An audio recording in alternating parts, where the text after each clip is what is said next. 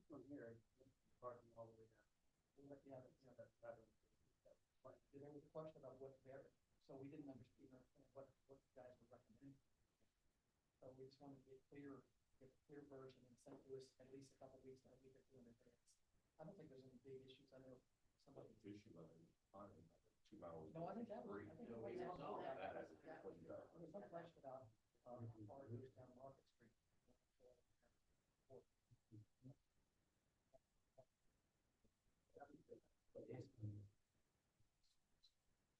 And we weren't sure about either. I was sure about the first.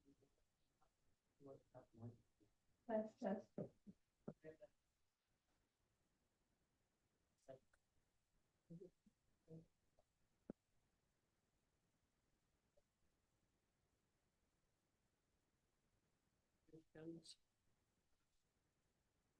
You have an email, and if you look at, I don't know. And I could be wrong. I mean, I just, we agree. Well, I just want you to clear about this. We're gonna have to go through this. All three questions. 26-42 downtown. Second J1. Going that At any rate, it says that it goes down to the convergence of King and Market Street. Like you're saying, goes down. Yeah, so that was. Yeah. Works now. I mean, Address that.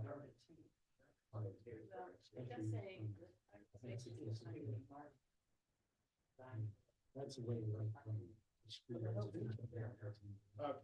Businesses. Sure. What are you talking about? Coach Spring on down to the state.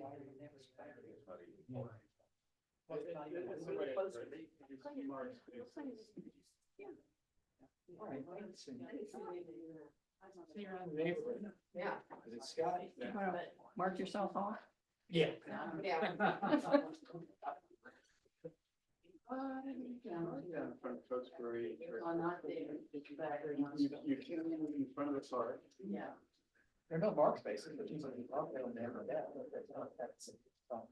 Well, there's that little indentation in front of, yeah.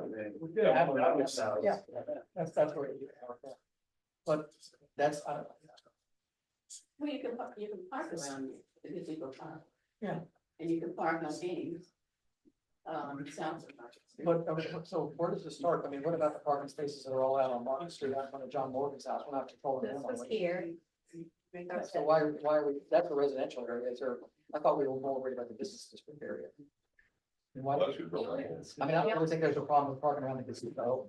The only ones that we're controlling is the marked spaces. But Those are the only ones that are subject to. But there are marked spaces out all the way on Market Street, all the way to the. Well, here it says, But they're not in the zone. Right. boundaries down to the Market Street immediately east of College, so. Yeah, right, that's fine. Yeah. But you're basically doing the business district, so my point is why go past Cokesbury? Oh, take this. Or even go. Far west is the end of Market Street. Yeah. Well, they're parked, they're parked spaces, they're all rented spaces. Yeah, there are those 5 more spaces. Yeah, yes. But that one, that one. I don't know, I guess. Well, there's, I mean, is there a problem today? No. I would say, will there be a problem tomorrow? That would be the question. And I think that's really what would be asked to do. This is the latest. It's the latest version of parking, yes. It's different from this one. Only slightly, and I'll explain once we get to it, what's different. Started. I call the August Planning Commission meeting to order. Debbie, would you take roll? Commissioner Byrd, Commissioner Dillon, Here. Commissioner Fry, Here. Commissioner Foskey, Here. Commissioner Tunstall, Here. and Chairperson Shriver. Here. Okay, so we have a quorum, correct? Very good. So the first order of business, number 3 on our agenda, but is to approve the minutes. You all have had those minutes that Matt sent Was it last week? I wonder if anybody wants to. Okay, And number 5, final review parking ordinance says will be updated to read 2-hour parking instead of 3-hour parking. It should be updated to read 3-hour parking instead of 2-hour parking, Okay. which was done in the, any other corrections to make? For the minutes? If not, In that same item, it says a joint public hearing with be scheduled with town council. On the last line of that paragraph instead of will. bill. okay.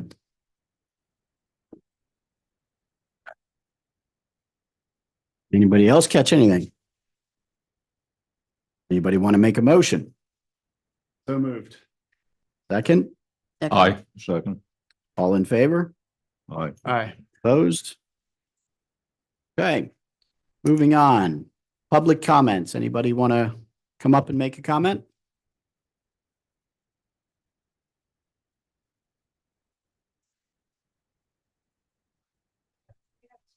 Right. Okay. Cindy, would you like to speak? I would. Can you hear me? I would like to hear an explanation of the district you've proposed regarding why it goes beyond what is generally the commercial district. Also, did you intend to include the wharf parking, the parking lot off King Street? Those areas are kind of unclear. And it seems like we've gone back and forth between 3-hour and 2-hour parking. So I'd like to hear your rationale for going back to 3 hours. And if it's better to do that as part of the parking ordinance, that's fine. I will attempt to answer, and please, everybody else, chime in where you think appropriate. So just dealing first with 3-hour, we heard a number of people discuss or related to 2 or 3 hours, suggesting that 2 hours was not enough time, in that people might come down, have lunch, go shopping, and need more than 2 hours. 3 hours seem to satisfy everybody, and that's how we landed on 3. Unless I don't remember something correctly. Anybody have any other comments to that? That's how it was. Okay, so that deals with it. I don't believe that this is meant to deal with parking lots. Matt, is that correct? This is on-street parking, correct? So this is on-street parking only.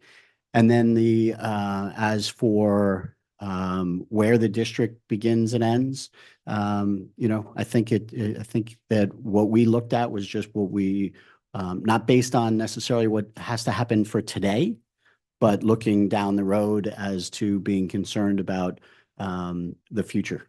If all these units on second stories do come into effect, what that impact could be.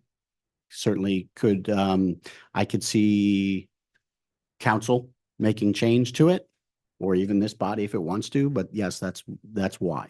Okay.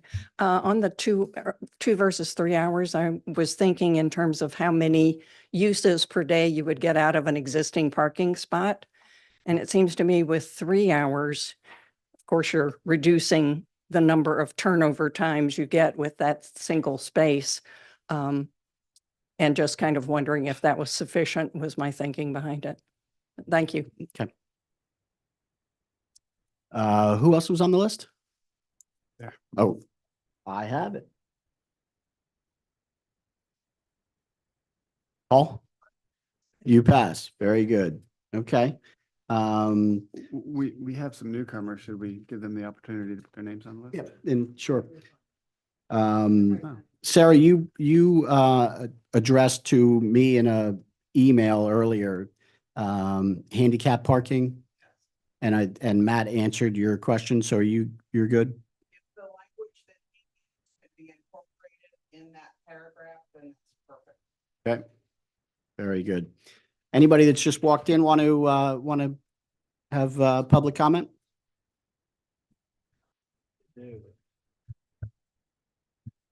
This one's probably the final one. This was the one suggested. Don't wait long.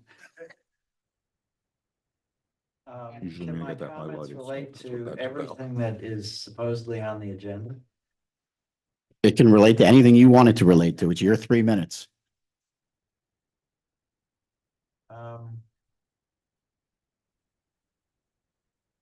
Are we taping and recording this? Would you mind coming up to the microphone so for the record it'll be easier to hear?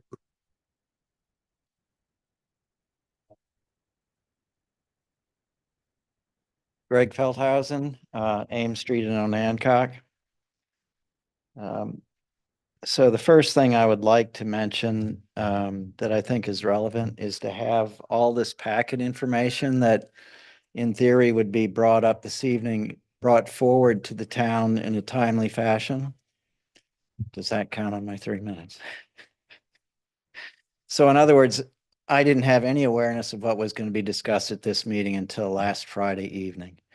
And therefore, there's not much opportunity to discuss these things openly in the public to everybody. So I would suggest that the town manager perhaps get these minutes out in a more timely fashion. And to that end, I think it would be a good idea for the planning commission to consider having the town manager not be the person in charge of zoning appeals or be the zoning administrator, so that it's a separate entity from what the town manager normally has to do, relieving him of some of his obligations. Within the talk of the upcoming comprehensive plan, there has been mention made of water quality in the middle branch being contaminated. And that too is something that goes to the environmental quality of our neighborhoods. The dark skies policy, nice to be talking about it, but I hesitate to say that the school property is probably one of the best lit areas in the entire community. So perhaps some fencing could be done in order to close off that property after dark, so there truly could be dark skies in our community.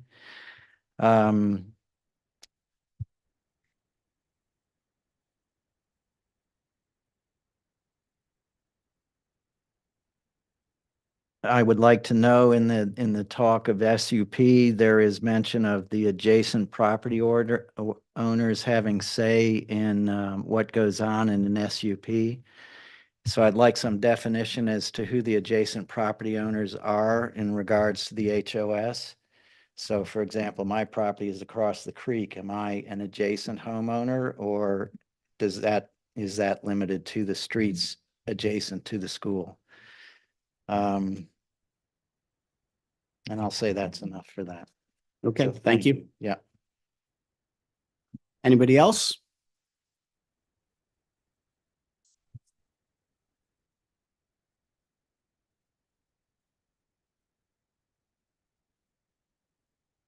Good evening, Priscilla Hart, 21 Market Street. I am encouraged that you are going to be addressing the parking 3 hour, 2 hour. I thought it was 3 hour, but I did understand Cindy's comments. So I'm encouraged about that. I am concerned about a zoning ordinance that was removed at the town council meeting last month. There were not 2 public notices. Therefore, according to the Virginia law, that ordinance is still in effect. You must publish 2 public notices. There was only 1. So Article 12, off-street parking, really did not get removed. It is still on the books. I talked with Fletcher earlier, and they talked with Eric Gregory, the town attorney, and that was a procedural error. So that should not have been done. So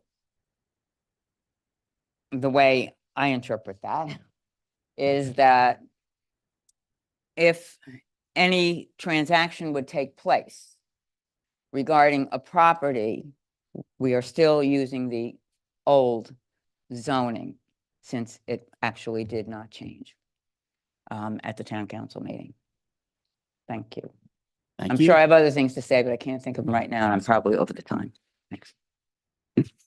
Okay, anybody else?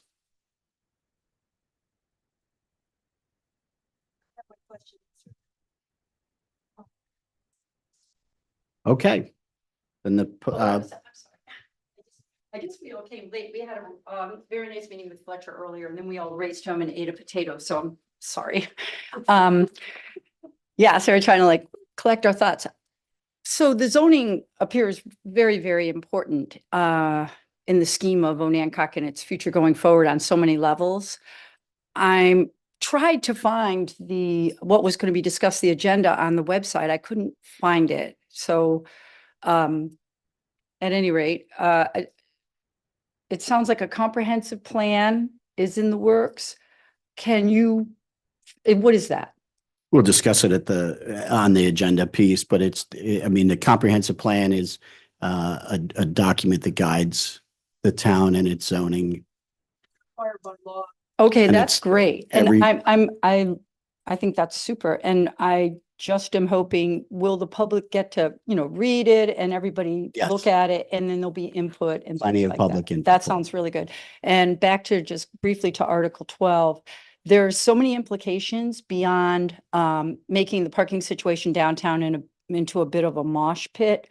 I think that could open up people turning their garages into Airbnbs because everybody can park everywhere now. And I know that Chincoteague has terrible, terrible problems with parking where people are in your driveway when you come home because there's no place for all the Airbnb and extraneous people to park. So the more parking that has to happen downtown, it's going to make it very hard for both businesses and for tenants, to be sure that they have a place to park, a comfortable place to park in order to lug their groceries home.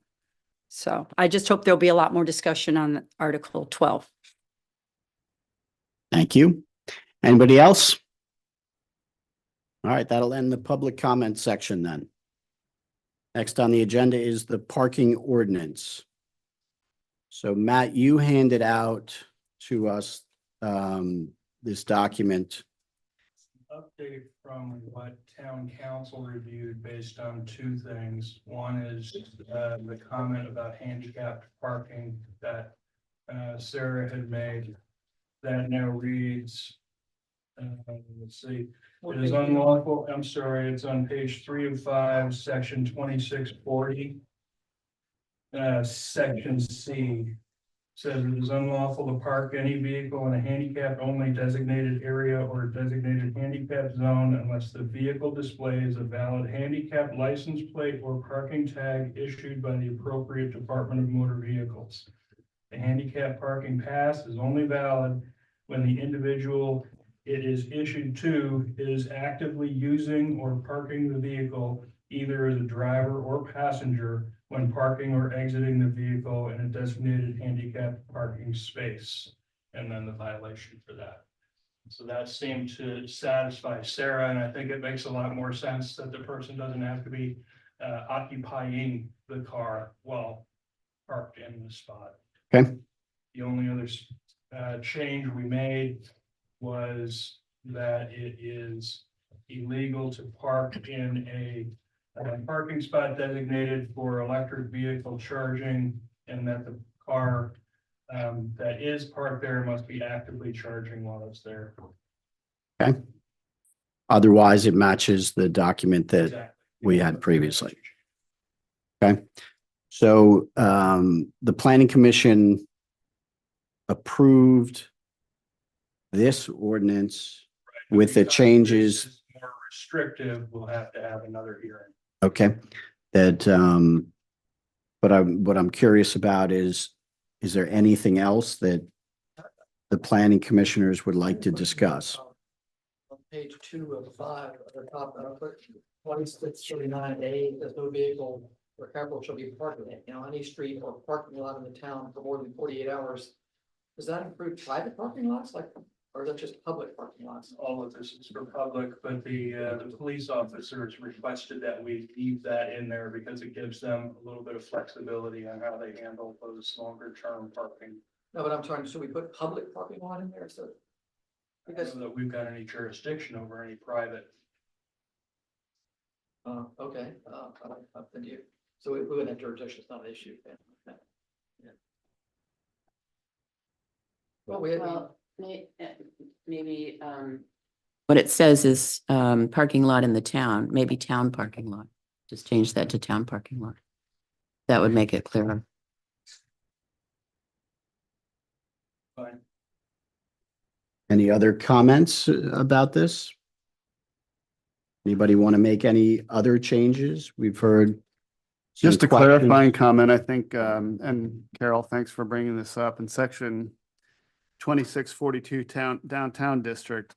The markings can be misconstrued because unless you really incorporate the last portion of that sentence, last sentence, a parking space is defined as a marked area designed for the temporary parking of a vehicle. So, down there on King Street and on Market Street, if there is not a marked space, then you can't park there. So it's really all the existing spaces. So I think there are 5 spaces in front of Mallard's. There are 2 unmarked spaces, or maybe 3, depending on how long your vehicle is, in front of the Adler's house.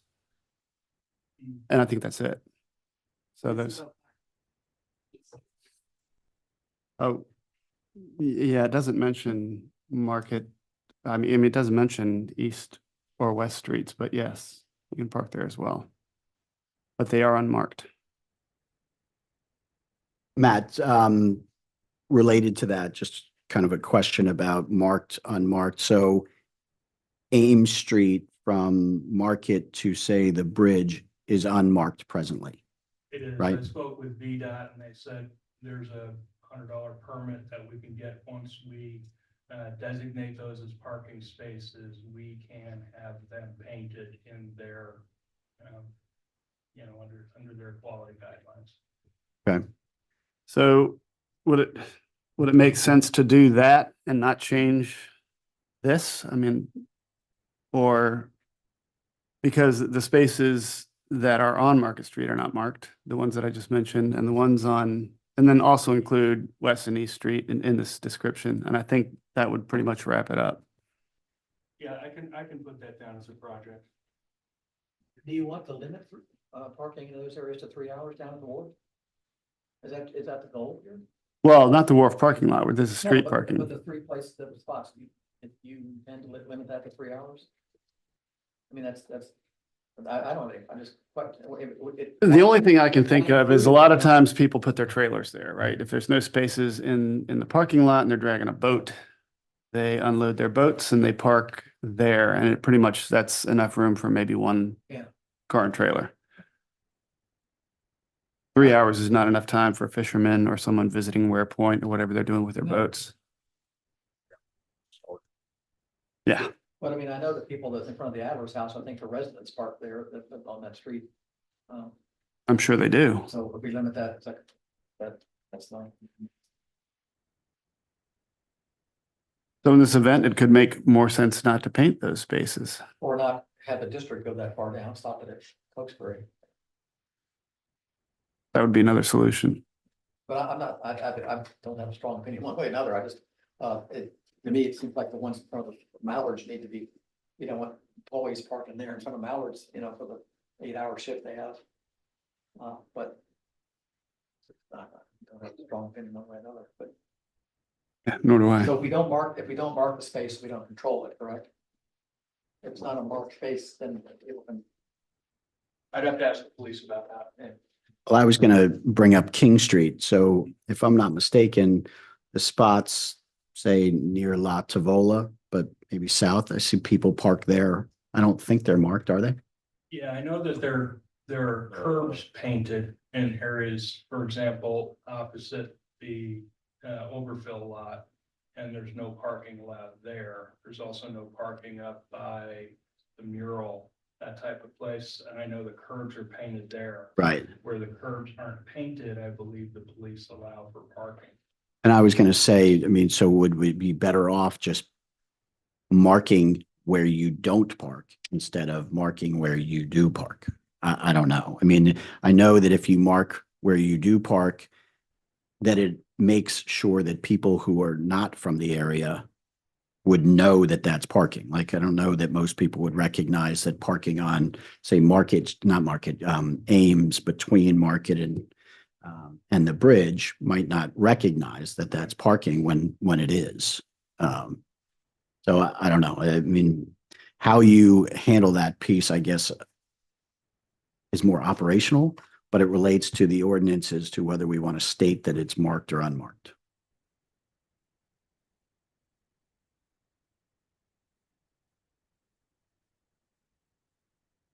Put a blurb at the end of the sentence that says the parking space is defined as blank, blank, blank. And there is no parking allowed where the curb is painted either yellow or red. Okay, that would work for me for sure. State law, right? Yeah, it's kind of a no, Well, no. it's Yeah. actually, the colors are wrong according to the police, but you know, we have people who know how to use a paintbrush. What is, yellow means what? Yellow means standing, red means no parking. Oh, I didn't know that. Yeah. Good thing we already have our licenses. Might have failed that. I didn't think we painted the red. I thought the planning homeowner did that. No. That was. The way it's written now, then, it's just that all the spaces in front of Mallards are 3 hours. Yeah, I don't, I mean, I just want to make sure that was our intention. And the Morrisons do a really great job of having their employees park up at the overfill. I would imagine they do, yeah. Customers are given primary spots. Okay. Would it be clearer if, on 2642A1, we take a parking space is defined as a marked area designated for temporary parking, put that first? Yeah. Yeah, and then we can talk about the boundaries.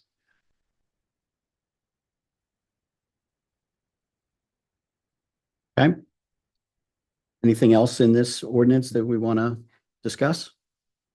You want to see this again before another hearing? What do you all think? no. I'd rather be done with it. I mean, I think we've talked about it and talked about it. I also think that, you know, this document can be changed by the town council at their desire, right? So if it's not exactly what they want, they can make those changes, right? So we'll take a vote on this if somebody wants to make a motion. So moved? Anybody want to second that? Aye. Any further discussion? All in favor? Aye. Opposed? This hearing will not be on the August agenda, so it'll be in September, just so you all know. Okay. Just speaking of September, before I forget, Labor Day, so we won't have a September meeting, correct? Okay, but you don't need us to have a meeting for this. So it's just, you just need us to be here at the joint public hearing. Are we gonna do redo the other at the same time? Which the Article 12, Yeah.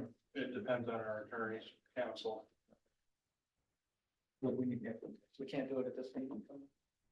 Meeting coming up is going to be very full. So the joint public hearing, do we have a date for that? Debbie, can you tell us what that?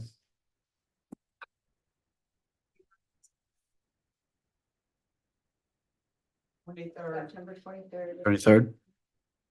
Okay. 7 PM, correct? Yes. Okay, so if commissioners, if you'll put that on your calendar, please. We can make sure that we have a quorum.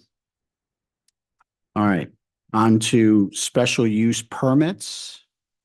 Next item in the agenda, that was something we started to look at the June meeting. I guess, Matt, you want to walk us through any changes?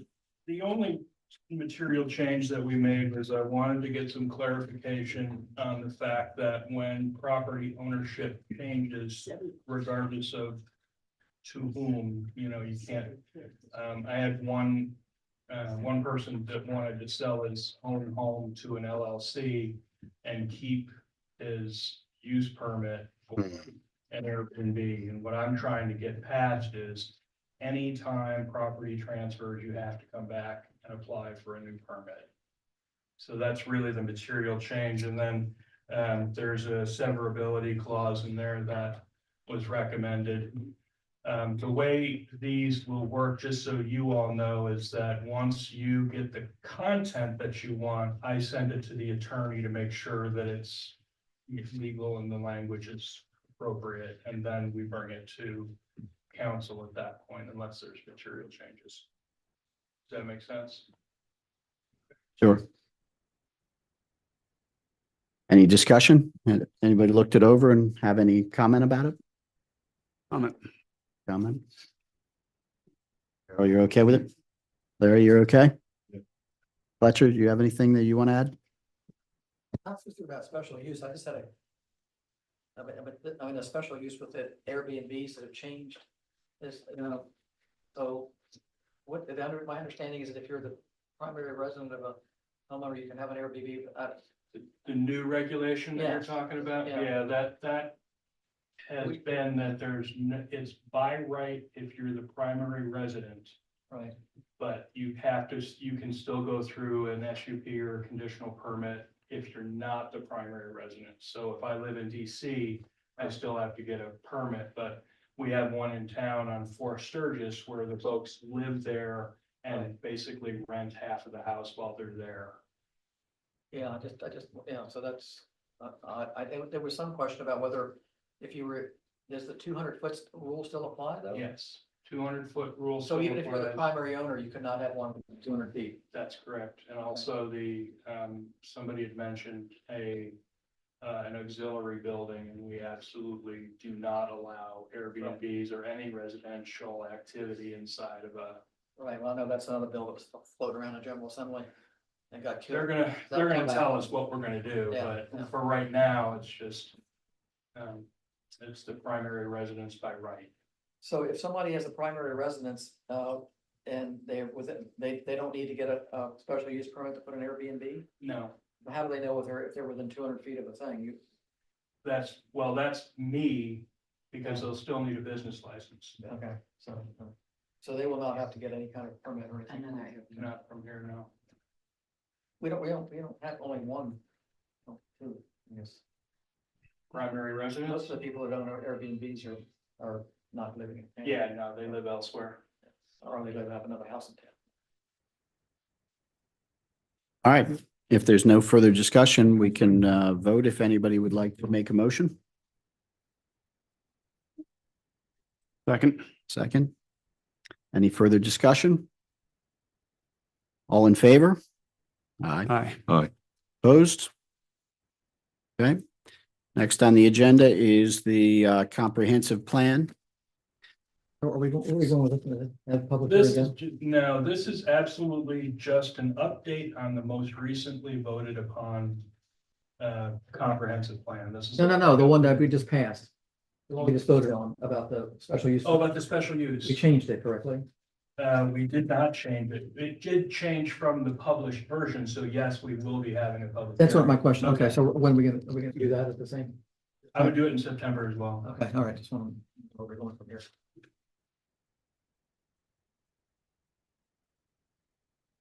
Very good.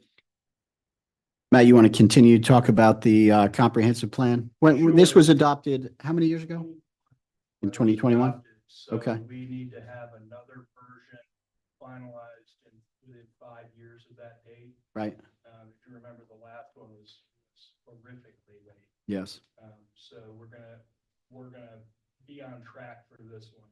Mhm. The process that I plan to go through is to have town council develop a strategic plan so that it gives you guideline on where they want to go with the town, and then you can look at the comprehensive plan and prioritize all of the tactical things that we're gonna need to get there. Sounds good. So it does sound good. And from a public input, can you There's talk? Massive public input in this room and at public hearings. Okay.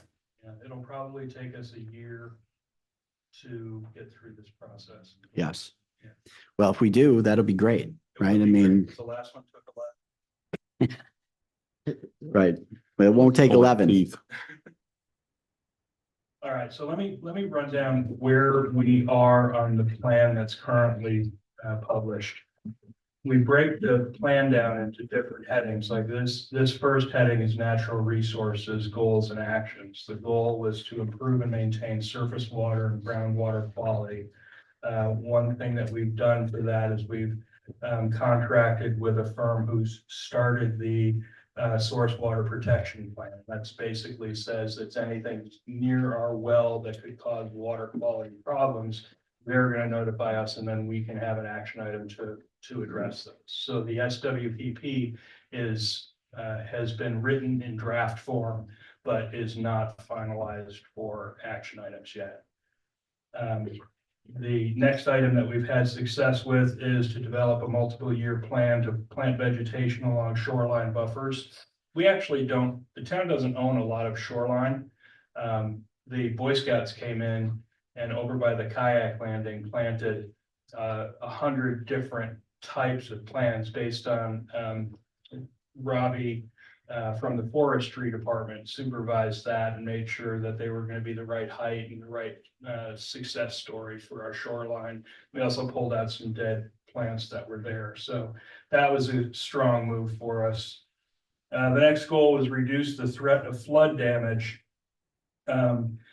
That's a tough one. We've been attending some of the wastewater and floodwater conferences, but our biggest flood hazard is the bulkhead, and all the way up to the bridge. And if we were to do something like raise the bulkhead 3 feet for rising tide, that would just push the problem down to neighboring properties. So we're still investigating ways that we can manage rising tide with the parking lot and the bulkheads without causing problems to our neighbors.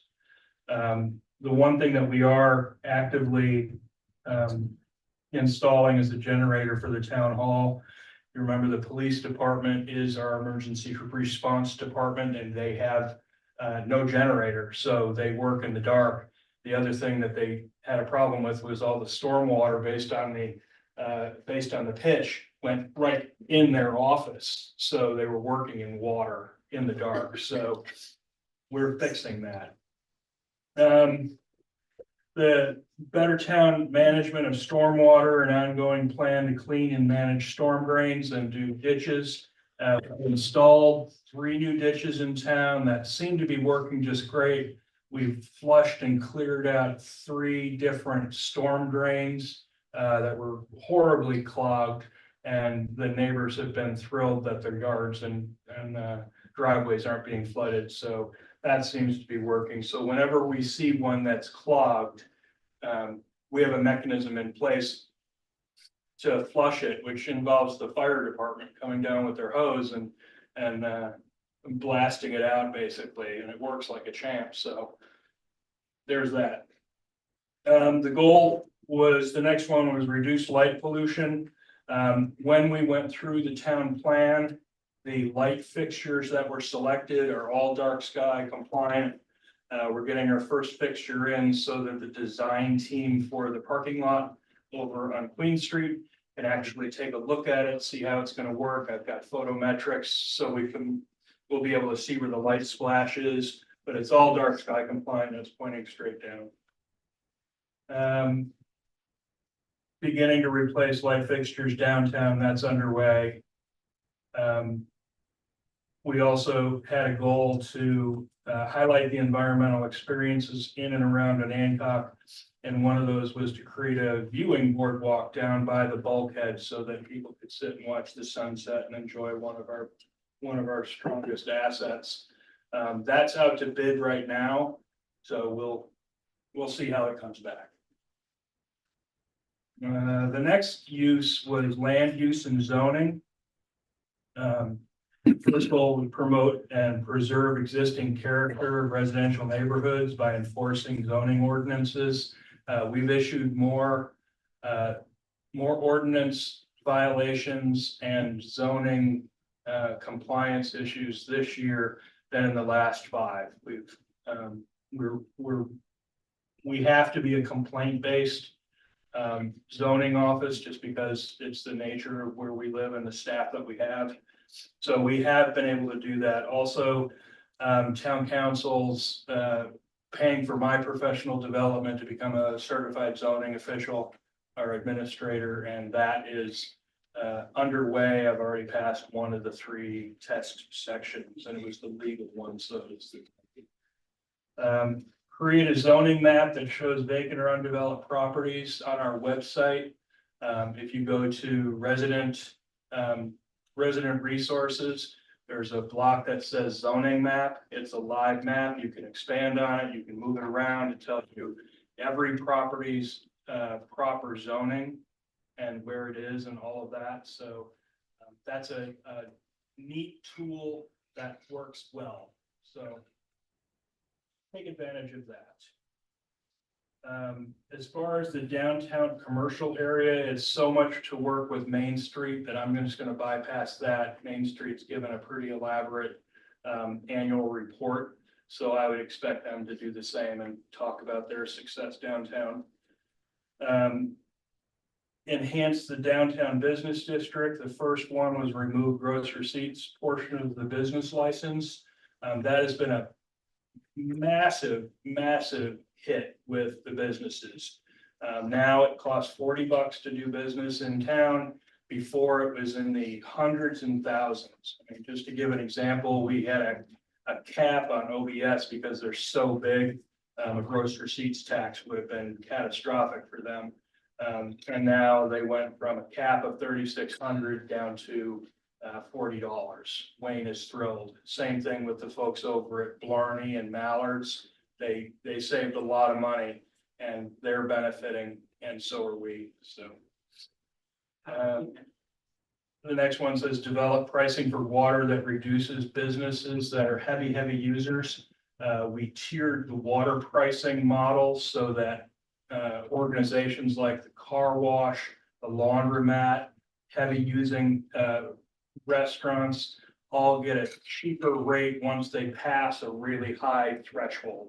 The laundromat uses a ton of water, you can imagine. So, Patrice was thrilled that you, the town council, went through that effort, and it saved them a lot of money. Let's see, the goal was provide for safe, efficient pedestrian vehicle movement while protecting the character of Hancock. We applied for and received 2 grants from VDOT. They're called Ready, Set, Go, and they provide free engineering services and design services for basically pedestrian or bike related projects. The 2 pedestrian related projects that we've got the grants for are 10 crosswalks from basically the wharf up to the corner mark. And then the sidewalk is going to connect right in front of Mark Frank's place, the sidewalk there.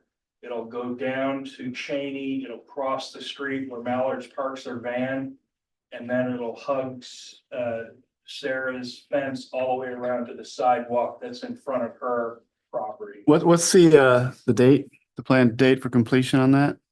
I would love to be able to tell you, but the earliest will be is 25, 26. That's a very expensive project because VDOT's managing it. The other part was to manage the infrastructure on Jackson Street, which we were able to negotiate all the sewer lines and all new paving up to VDOT standards on Jackson Street. We were also able to do that for Jefferson Street. Those were millions of dollars worth of projects that we had done for free. Warren Street was tar and chip, so was Liberty Street Extension. Those are all, and so was Riley. Those were all done, and that now they're starting to wear. So I've gotten this year's maintenance program to go and fill where the tires made ruts and things like that. So we're starting to get to the point where we'll maintain those tar and chip roads. The next one was housing goals. Fill or remove abandoned houses, the grant that we received for the Northeast community, we're gonna be able to tear down 6 houses. We've already torn down 2. One additional is being renovated, and there are 5 more that are coming. So we're renovating and raising up to 12 houses in the Northeast section, which I think adds a lot to the folks who live there. It says more mosquito spraying and weed control. The weed control is outsourced. They have just this guy that walks up and down the sidewalk and sprays the cracks. God love him for doing it. The mosquito spraying, we've started spraying twice a week. That seems to be working for everybody rather than 3 times a week. So we spray on Tuesday evenings and Friday mornings. Change in zoning on Market Street. We did get to change the zoning from business to mixed use, which allows for the residentials upstairs. The question, I don't understand it. Does anybody up there understand it? I don't understand. Like where on Market Street? What specifically don't you understand? I don't know what the change is that Matt is talking about in this line here. It says change zoning on Market Street to promote mixed use. It'll be allowed upstairs by right and not by special use permit. The Apartments on the 2nd floor in the business district now no longer need to apply for a special use permit. It's by right. Are we still talking special use permit? They used to have to apply for a special use permit to put an apartment in the 2nd floor in the B1 district. Now it's by right. You don't have to apply for a special use permit. And still no residential downstairs. No, correct. No residential downstairs.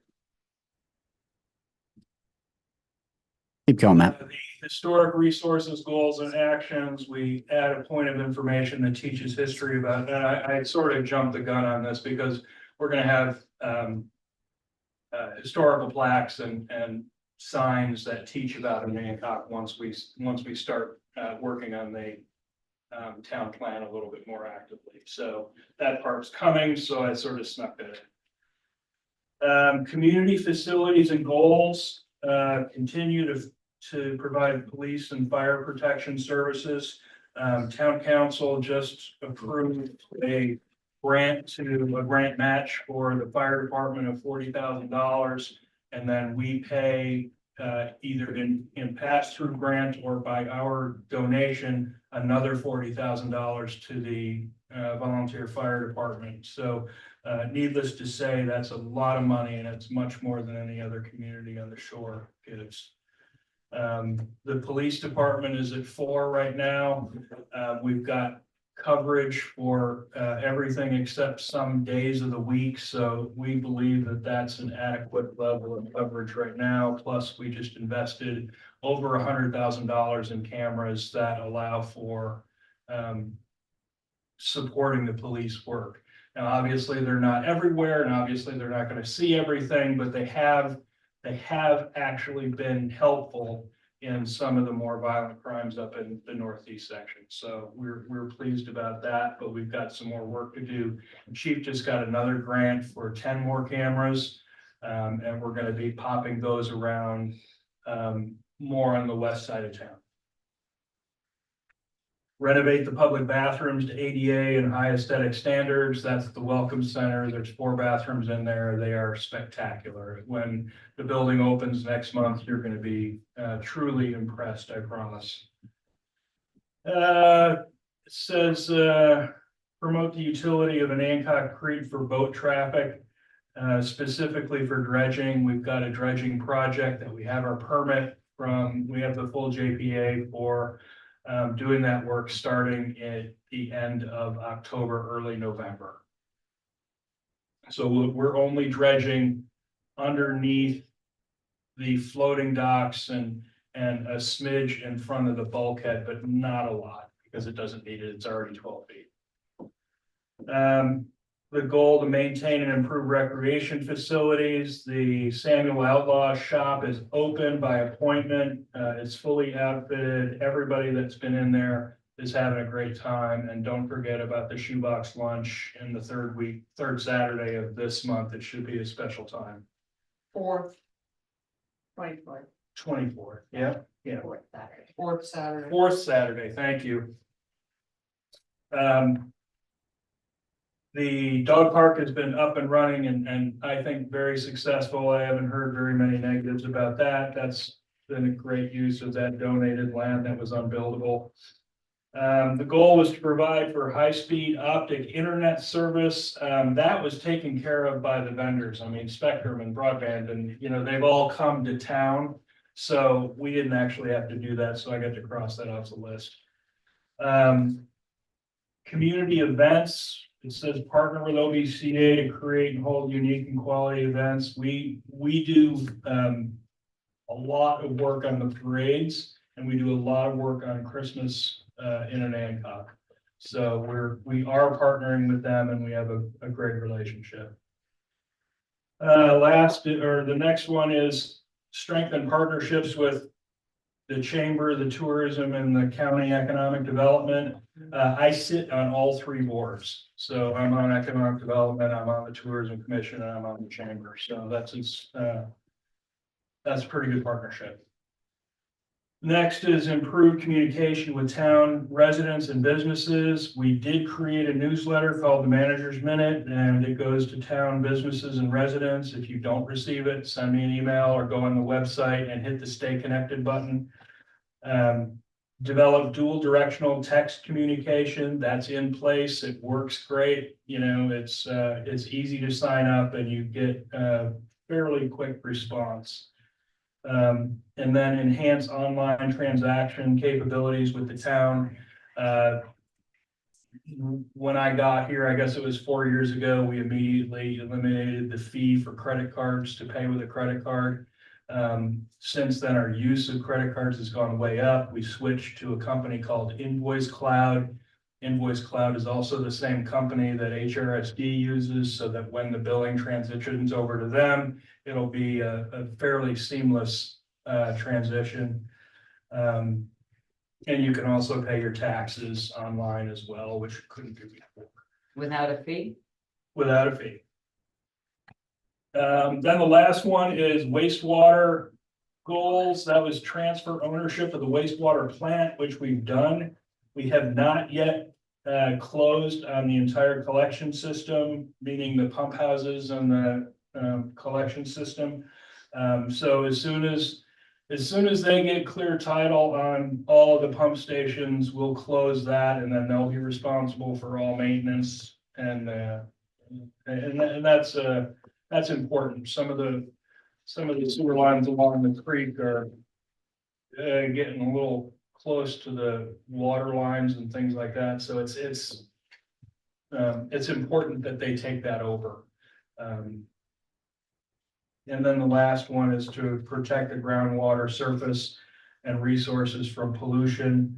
That's again, the best we've got on that one is the stormwater protection plan, but we've retained the Virginia Rural Water Authority, VRWA, to help us develop an emergency plan for the water distribution system.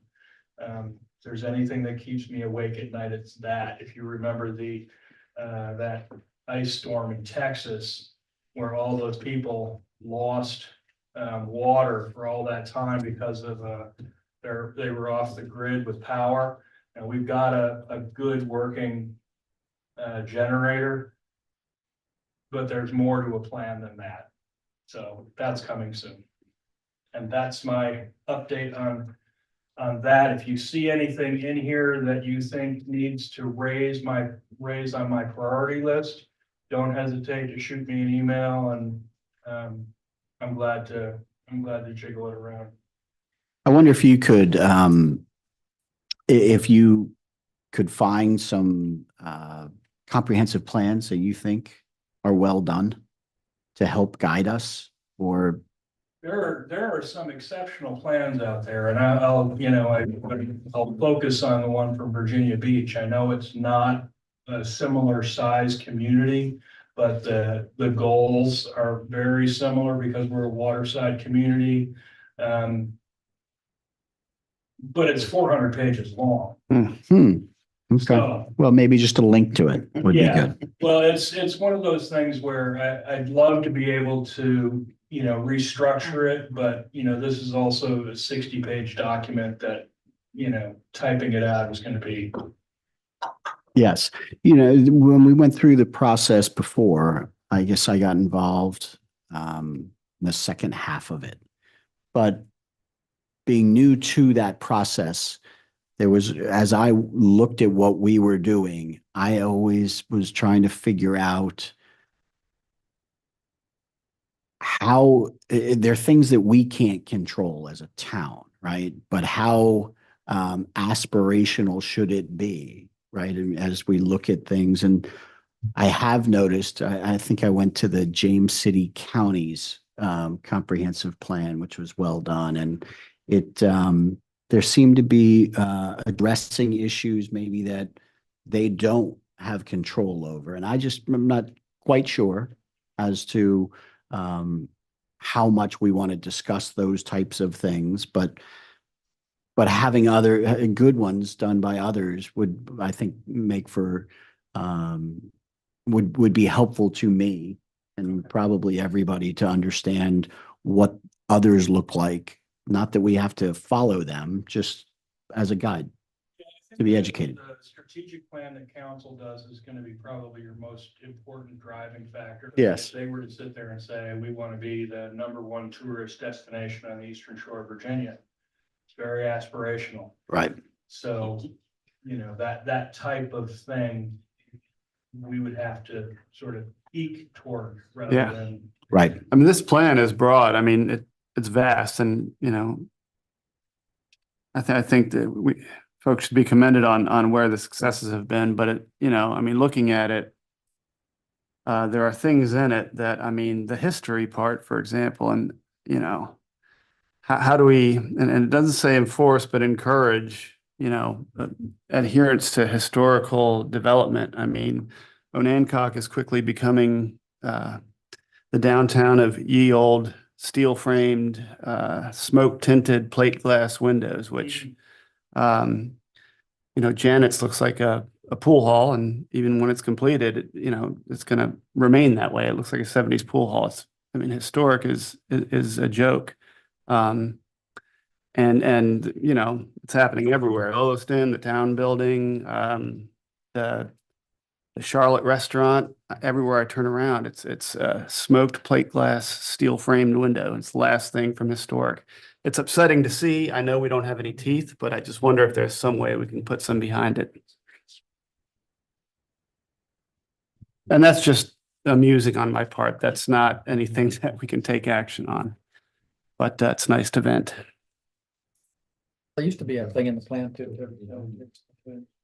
look at it, sort of, some kind of architectural, requirements in the business district. We went through that at one time and there was, we got pretty far down the road, and then the business owners revolted and said, no, we don't do that. But it's certainly, if it's aspirational, it's certainly something we want to put it in the plan, it's worth putting in there. A lot of towns, Cape Charles has a store, can't do certain stuff. There's tons of these plans around. It's not rocket science. Yeah.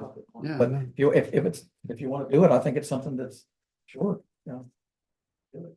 Put it in there, and see if it used to be, it said, I think it used to be in there, it said we should look at it, do something with it. Yeah. Well, it was there and wasn't there an attempt to Yes, get a historic district? Well, it was, historic, about 10 years ago, but just for the B1 district. Yeah. Right. And the council, we had a committee and we looked at it for quite a while. We did surveys and the building owners just weren't real happy with it. Yeah. And they might change, now that we have a different set of building owners. Well, in a way, that ship has sailed. That's sunk costs. We're still lucky that nobody's torn down a building and put a metal replacement. Yeah. Yeah, and that to me is, maybe that's what we need to concentrate and worry a little less about what the window frame is made out of. But, if you're right, I think that we need to start there and work down, Yeah. But we got too picky. We're telling people what color they could paint. That was a discussion. A lot of discussion about architectural review committee. That scares people off. Yeah. But it had, I think there's a way to go. I think, right, I think it's aspirational, we need to put it in there. If it doesn't fly, you know, it doesn't fly. I mean, I'm concerned that, you know, if somebody's building burns down, they can put up anything they want, you know. Well, you would have to put up in architectural standards where they get stuck is. The people go, well, what's architectural standard? What is the topic of Anacoc's architecture? Exactly, yeah. And then to enforce that, which is worthless saying that, you have to create an accurate plan, pattern book. With references that architects and engineers can reference to say, okay, this is the style, this is the detailing for that particular period. Or can we update it a little bit, the transition from there to there? But without a pattern book specifying certain things, window sizes, proportions, ratios, you got nothing to work with. Yeah, evidently it's the exact opposite. So I have, I actually have Norfolk's pattern book, which I'd be happy to share with you. Well, I think people are also scared. I mean, there's also some kind of architectural review, you know, has to be a committee that looks at, you know, that and people freak out about that, you know. Well, you mentioned, you know, the color and stuff like that. You need a very educated historic commission that's interested in doing things rather than showing up and saying you can't paint that color. Right. As a matter of fact, the national standards, historic societies have no purview over color. Well, yeah. Well, I think we just kind of, some people, you know, it was just a very contentious thing and I think it's worth looking at again, definitely. It's a different, you know, people. Yeah, and I would say that's just a misunderstanding. What are we doing? Yeah. Everybody has that knee-jerk reaction. What are you gonna make me do? Yeah. It's like. And there's a lot of, I mean, we're it's, a gonna lot of towns have them, you'd be provide surprised. information that would help you understand what we'd like to do. Matt, thank you for reviewing the comp plan. I know it was a lot of work when you got it over the finish line for us. So thank you. And thank you for the progress that you've made on fulfilling some of the goals and the work to get the rest of it. And I think that, you know, we will certainly make it the highest priority to have our comp plan done on time this time. And I look forward to that process. Anybody else, any commissioner comments that anybody want to bring anything up? Okay. Then I call this meeting adjourned. Thank you. There's no public motion. Oh, I need a motion. Yeah. Sorry about that. Makes any difference. Guys, Roberts, would somebody make a motion that we can adjourn? I'd say we close it up. One public comment. Sure. The issue was things we talked about tonight, parking, the other use, comprehensive, whatever the use is, things there, shouldn't they be incorporated in the comprehensive update at this point? Because they're major issues that are gonna affect the long term. We can certainly talk about that. Typically, the comprehensive plan gets updated every 5 years. And I haven't seen this body take new ordinances and have them fit into it, but we can discuss it. Yeah. Cheaper. Right. I mean, Fletcher just pointed something out that I think is important for everybody to understand, and that is the comprehensive plan is not a binding document. It's supposed to be a guiding document, right? So, you know, whether this group, yes. So, in any case, a motion to adjourn? A second? All in favor? Aye. Good.